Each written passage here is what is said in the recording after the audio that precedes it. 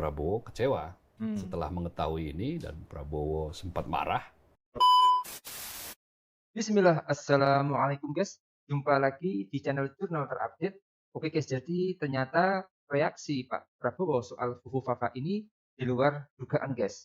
Benarkah Pak Prabowo kecewa dan sempat marah terkait akun Fufu Fafa yang menyerang pribadinya dan keluarganya? Jadi tak perlu berlama-lama, langsung saja kita saksikan bersama-sama video ini guys. Bismillah. Saya mendengar ada beberapa sumber yang mengatakan bahwa Prabowo kecewa setelah mengetahui ini, dan Prabowo sempat marah atas temuan-temuan ini. Tetapi kan kemudian disebut-sebut pula oleh sumber itu bahwa Prabowo diberikan nasihat ini boleh jadi adalah upaya adu domba, misalnya. Ini adalah upaya untuk mengembalikan republik ini kepada fase-fase 10 tahun yang lalu terjadi pembelahan akibat cebong kampret dan seterusnya yang terus-menerus terjadi. Nah, baru setelah itu ada yang menyebut-nyebut katanya Prabowo berusaha untuk memaafkan. Meskipun belum tentu itu adalah punyanya Gibran. Nah, tetapi orang-orang di sekeliling Prabowo seperti kayak Sufmi Dasko mengatakan Prabowo nggak mikir itu, nggak mempersoalkan itu. Nah, boleh jadi benar. Tetapi ada informasi yang mengatakan ketika Prabowo marah, ya boleh jadi benar juga. Jadi marah pada satu saat, lalu kemudian memaafkan pada saat yang lain, kan bisa saja terjadi. Setelah diberikan penjelasan, setelah diberikan berbagai macam kemungkinan yang akan terjadi. Nah, maka mestinya kalau itu sudah ditempuh, ya lerem toh, istilahnya apa, adem kan. Tapi ini kan masih menggunung terus ini, menjadi semacam konsumsi yang terus-menerus terjadi. 2 pekan lebih ini masih terus berjalan kan, dan makin kesini makin ramai kan, karena satu persatu bukti itu kan terbongkar. Karena kan sebelumnya kan orang hanya fokus pada pernyataan, misalnya mengatakan ada calon presiden yang keluarganya berantakan, anaknya menyimpang, yang nggak layak lah kita ucapkan di sini kan, menyimpang dan seterusnya, yang disebut menyimpang ya, dan beberapa stigma negatif lah yang menyatakan itu.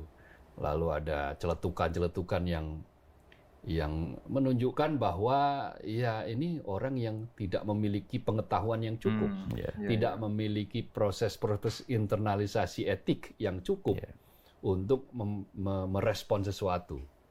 Nah, jadi betul kata Mas Jaka tadi, akan sangat memprihatinkan kalau betul bahwa ini memang akun itu punyanya wakil presiden terpilih, dalam hal ini adalah Gibran Raka Buming Raka.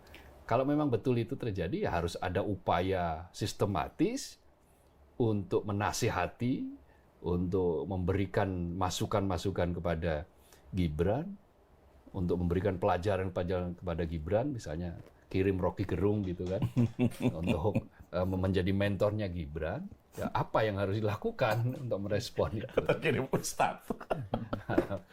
Ya, tapi saya mau lanjutkan. Pak Prabowo hingga saat ini kan belum respon. Belum ada satu patah kalimat pun yang keluar dari Pak Prabowo kan, yang ada dari Sufmi Dasko. Ya, kan? Sufmi. Satu, mengapa Pak Prabowo hingga saat ini belum bereaksi? Apakah beliau menganggap serangan yang dilakukan oleh Fufu Fafa atau ujaran kebencian dari Fufu Fafa ini tidak penting? Atau Pak Prabowo menunggu momen? Misalnya nanti setelah pelantikan di 20 Oktober. Ya Pak Prabowo mungkin tidak akan berkomentar sebelum ada kepastian kan. Ya kalau sekarang kan belum ada kepastian apakah ini punya orang lain atau punya Gibran. Ketika sudah kepastian umpama ini punya orang lain, mungkin dia akan berkomentar, ya lupakan semua itu. Ketika itu nanti dibuktikan bahwa itu punya Gibran, ya kita nggak tahu komentarnya nanti akan seperti apa.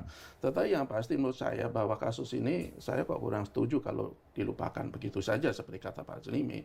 Ini juga justru harus dibuat terang benderang.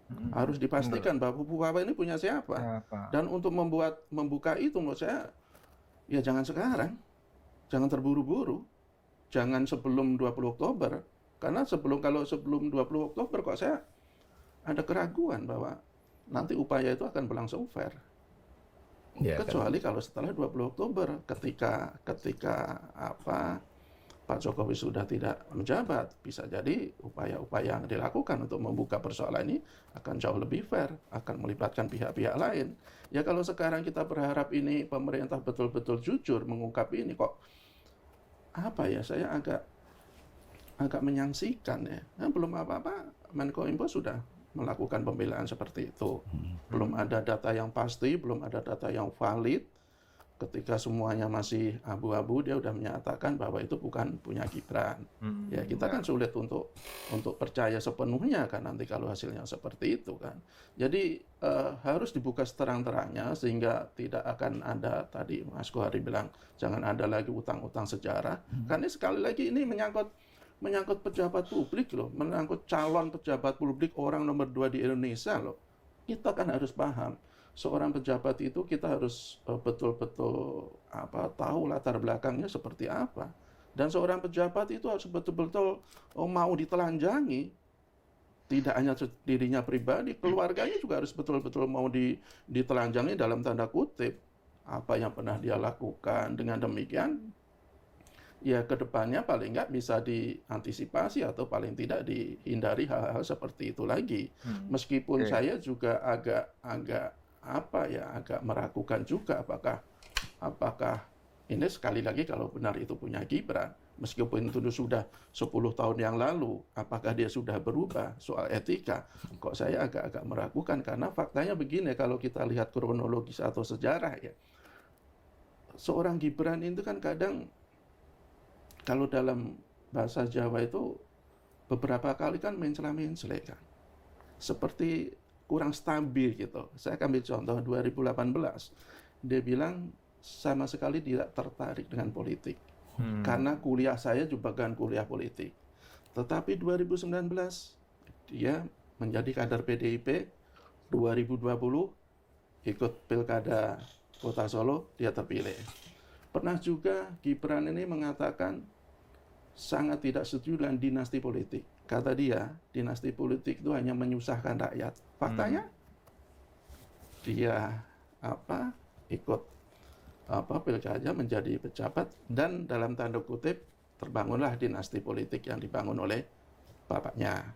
Ada satu lagi, kalau kita ingin melihat seperti apa sebenarnya karakter seorang Gibran, belum lama ketika didebat, kok saya juga agak bertanya-tanya, seorang anak muda yang kalau di depan publik begitu sopan santun, setiap ketemu orang tua cium tangan dan membungkuknya itu benar-benar membungkuk gitu kan. Tetapi dalam sebuah debat dia tega mempermalukan seorang Mahfud MD. Begitu gampangnya berusaha menjatuhkan seorang Caimin dengan pertanyaan-pertanyaan yang menjebak, yang teknis, yang kalau kita lihat ya sebenarnya ya ingin menjatuhkan dan mempermalukan. Apakah ini seorang karakter, seorang pemimpin kita yang kita harapkan? Tentu saja kan tidak. Jadi kalau kemudian ada yang meminta hal ini dilupakan begitu saja, kalau ada yang menganggap ini adalah upaya adu domba, bisa jadi iya, nah ada upaya adu domba, tetapi fakta bahwa seorang pemimpin kita itu punya latar belakang seperti itu, ya tidak ada salahnya kita babarkan ke publik. Kalau itu benar punya Gibran. Jadi soal langkah-langkah ke depannya akan seperti apa, itu tergantung konstelasi politik nanti ke depan kan. Apakah cukup kalau benar itu punya Gibran kemudian cuma sekedar dimaafkan, yaitu kita tunggu. Apakah setelah itu nanti dibuktikan umpamanya punya Gibran ada konsekuensi politik di kemudian hari, ya kita tunggu. Kita serahkan kepada para pengampu politik tertinggi di negara kita. Apakah Gibran nanti akan dilanjutkan dengan upaya-upaya, kalau sekarang kalau ramai juga kan, ada upaya-upaya keinginan upaya-upaya untuk memakzulkan Gibran. Yang menurut saya ya biarkan saja upaya-upaya wacana-wacana seperti itu. Itulah adalah nikmatnya demokrasi. Oke guys, jadi memang sepertinya Pak Prabowo ini harus mengelus dada dan terpaksa menahan diri dan mempertebal sabarnya sampai dirinya nanti menjadi presiden guys. Memang kalau berita ini benar, bagaimana Pak Prabowo tidak kecewa dan marah karena kehormatan dirinya dan keluarganya dihinakan seperti itu guys. Pemilik akun Fufu Fafa ini memang sangat parah sekali. Serangannya yang sangat membabi buta sekali. Jadi bukan cuma Pak Prabowo saja memang, tapi juga banyak yang menyinggol orang lain dengan narasi yang tak beretika dan tak bermoral. Selain itu, kata Fufu Fafa ini sepertinya kedepannya akan menjadi kosakata baru, guys. Untuk pengertian yang negatif, tabu, rasis, dan penghinaan kepada seseorang. Bisa jadi ini akan bisa menjadi kosakata yang baru. Memang kasus ini sebaiknya dan berharap segera diusut tuntas biar terang benderang semuanya. Siapapun itu harus diungkap ke publik pemilik akun Fufafa ini biar tidak menjadi bola liar dan tidak ada dusta di antara rakyat. Sehingga keramaian kericuan ini segera berakhir, guys. Jadi mungkin itu guys yang bisa saya jelaskan untuk video kali ini. Bagaimana menurut kalian soal video ini? Tulis komentarnya di bawah ini ya guys. Saya izin pamit dulu. Wassalamualaikum warahmatullahi wabarakatuh.